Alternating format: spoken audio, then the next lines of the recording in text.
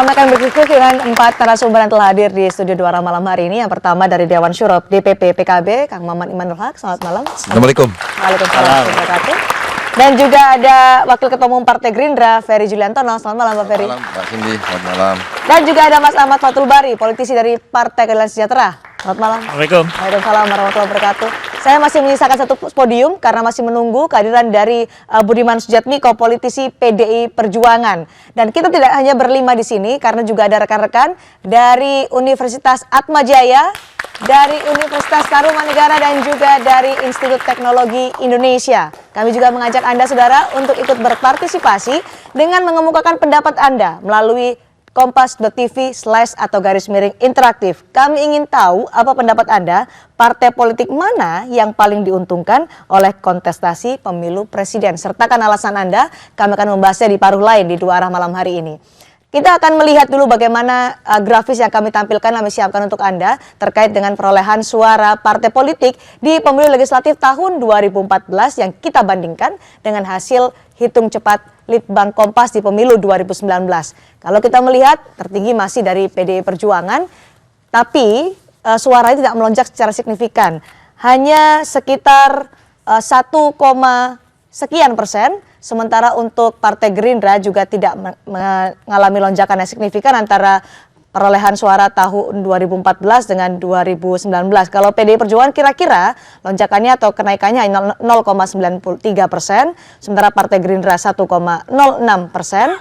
Yang paling merasakan sebenarnya kalau kita melihat lonjakan suara yang signifikan adalah PKS, di mana PKS ada kenaikan 1,88% dibandingkan tahun 2014 lalu. PKB menikmatinya hanya sekitar 0,23% kalau kita bandingkan pemilu legislatif 2014-2019.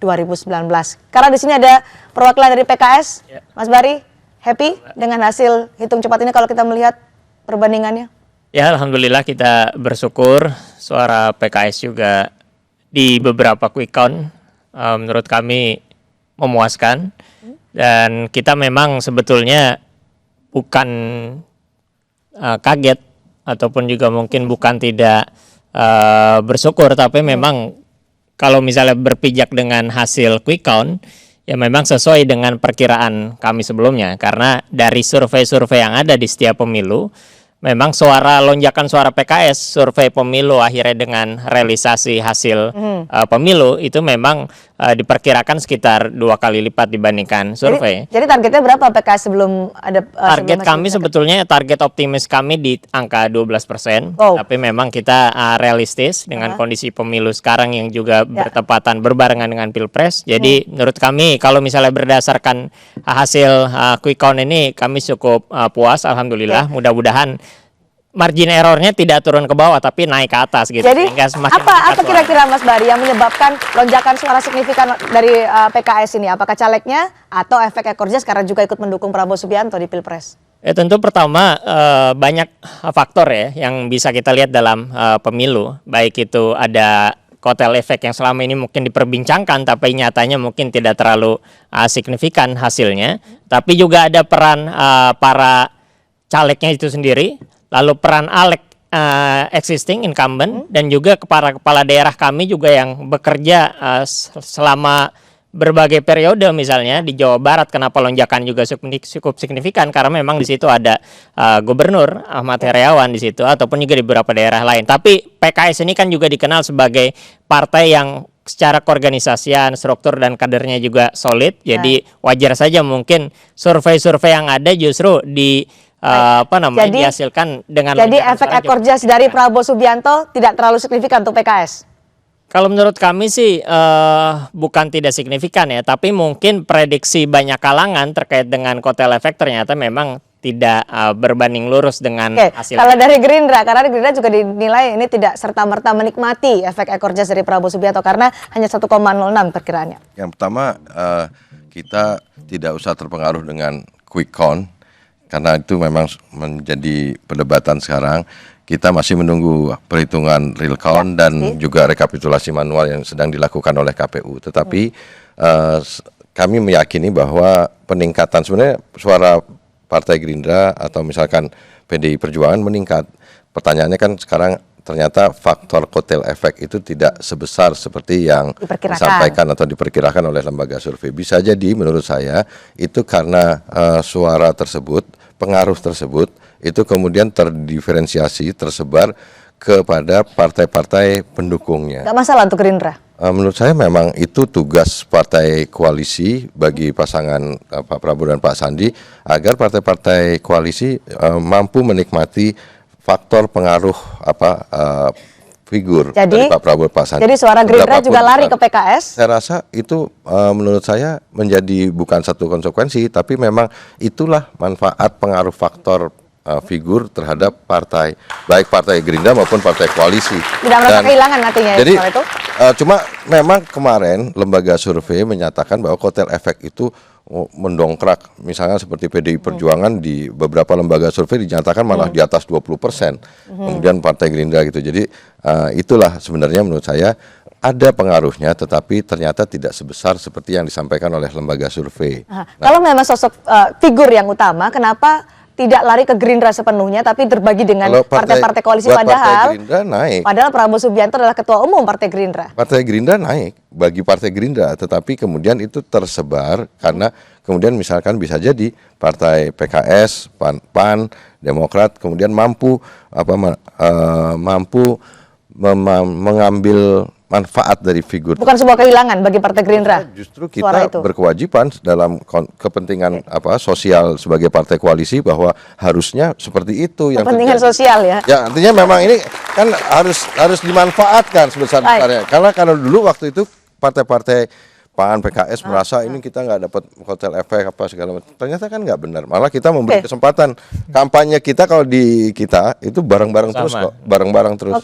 PKS ini punya ideologi hampir sama dengan PKB, nasionalis religius, tapi kenapa PKB tidak merasakan manis yang sama dengan dirasakan oleh PKS pada saat pemilu legislatif ini, Kang Maman? Hanya kalau catatan kami, kita bandingkan 2014 dengan hasil jajak pendapat Litbang Kompas ya, hanya 0,23% kenaikannya. Oke, Mas, ini sebelum saya menjawab, pertama PKB berduka cita atas wafatnya petugas-petugas di TPS dan juga korban di Sri Lanka. Yang kedua, saya mengucapkan terima kasih kepada rakyat Indonesia karena melewati proses pemilu ini dengan damai dan kita bersabar untuk menunggu real count di KPU. Nah, yang ketiga, kita tahu bahwa proses Pilpres dengan Pileg yang bareng dan beberapa survei menunjukkan sesungguhnya tingkat popularitas Pilpres itu 70% lebih, sehingga Pileg betul-betul agak sedikit tersembunyikan. Nah, disinilah sebenarnya PKB sudah memperlihatkan perjuangannya, apalagi di beberapa dapil kita menunjukkan kenaikan sebenarnya di Jawa Timur di basis kita atau Jawa Tengah, begitu Jogja. Di Jawa Barat misalnya di dapil saya Jabar 9, PKB signifikan. Misalnya ada Sumedang ya, Sumedang. Kita bicara secara nasional ya. Tapi menunjukkan bahwa sungguhnya kita lihat di basis-basis kita ada kenaikan. Nah, di beberapa basis secara nasional kita tahu PKB tidak menunjukkan kenaikan yang signifikan, tapi kami bertahan dengan 9,3% itu. Jadi, sebuah rahmat yang harus disyukuri di tengah Pilpres. Meskipun hanya 0,23 kenaikannya. Iya, tetapi paling tidak kita mengantarkan calon presiden kita dan wakil kita itu menang, dan itu menunjukkan bahwa PKB bekerja kepada Pilpres itu. Kalau menang nih belum, nggak usah ngomongin Pilpres. Ya, saya ingin mengatakan itu. Kalau tadi PKS mengatakan ini efek ekor jas tidak dirasakan secara signifikan, tapi ini kinerja caleg-calegnya, kemudian juga anggota legislatifnya. Apakah PKB tidak melakukan dorongan itu? Dorongan itu ada, muncul, dan kita lihat banyak anak-anak muda di PKB. Banyak orang-orang baru yang muncul, dan ini Caimin mendorong betul anak-anak muda ini tampil. Saya rasa poin 9,3 ini sesuatu poin yang patut kita syukuri karena yang muncul adalah anak-anak muda nanti. Oke, selain ini lawannya adalah pemilihan presiden, ini berat untuk partai politik termasuk juga PKB tadi disebutkan Kang Maman. Apalagi yang menjadi tantangan yang dihadapi oleh PKB pada saat Pileg kemarin? Saya rasa PKB partai yang mengandalkan perjuangan calegnya, dan kita tidak memiliki logistik yang signifikan. Saya nggak tahu Kang Ferry dan teman-teman, sehingga kami betul-betul silaturahmi, datang ke pesantren, meyakinkan publik, dan kami lebih mengutamakan juga bukan hanya pemenangan tapi edukasi politik, sehingga saya yakin pertarungan yang terbaik itu nanti di 2024. Kami sudah menyiapkan anak-anak muda, ketua umum kami Caimin mendorong agar anak muda berani di 2019 ini. Saya rasa kita harus akui soal logistik itu. Hai, partai politik dalam koalisi disebutkan tadi oleh Pak Ferry Juliantono bahwa mengambil manfaat dari kotel efek, di antara adalah PKS. Tapi benarkah hanya PKS yang diuntungkan di BPN? Kami akan kembali dengan pembahasannya selepas jeda.